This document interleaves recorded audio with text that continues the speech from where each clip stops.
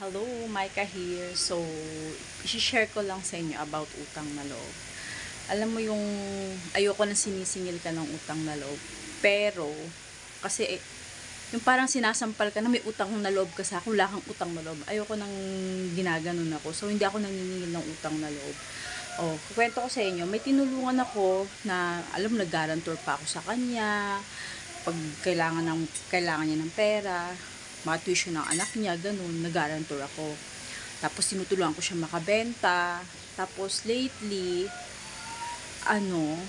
nabalitaan ko, yung anak niya sinabi na wag daw akong susuplayan ng something something. Syempre, sumama loob ko. Sabi ko ganun, after all these years, sabi ko kahit hindi mo na tanawin yung utang na loob, wag mo lang akong gaganunin, wag mo lang ako sisiraan. So, ganun, grabe mga bata ngayon.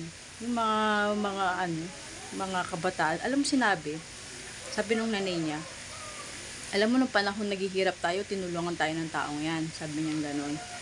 Wag ka naman ganun. Sabi niya, noon yun, iba na ngayon. Nagulat ako sa mga ganong word. Ito, chinismis lang, hindi ko alam kung totoo. Chinismis lang sa akin. So, ngayon, ngayon, ituturo ko sa anak ko, na anak, kung sakaling may tumulong sa atin, wag nyong gaganunin. Yun yung sinasabi ko sa mga anak ko. Kahit hindi nyo siya masuklian ng pera o kabutihan, wag nyong sisiraan. Kahit yun man lang ang maitulong nyo sa kanila. So, ang gulong ng buhay umiikot lang. Yung dinadown mo, minsan nasa itaas na. Kaya sabi ko, kahit gaano kahampas lupa yung nakikita mo, wag mong sisiraan, wag mong sasabihan ng masakit na salita. Especially, pag sinabi mo sa tao, yung sinabi mo sa tao, makakarating sa taong yan. Alam mo kung bakit? Because of the righteousness ng Panginoon, 'di ba?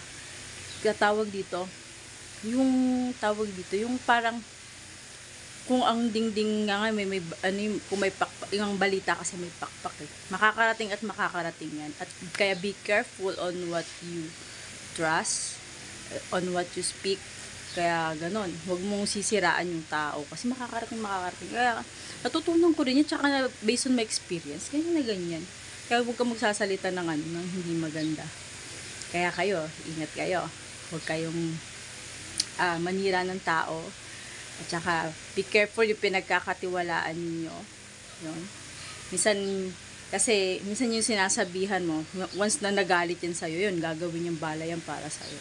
Kaya ingat lang. Yun lang for today. Bye-bye!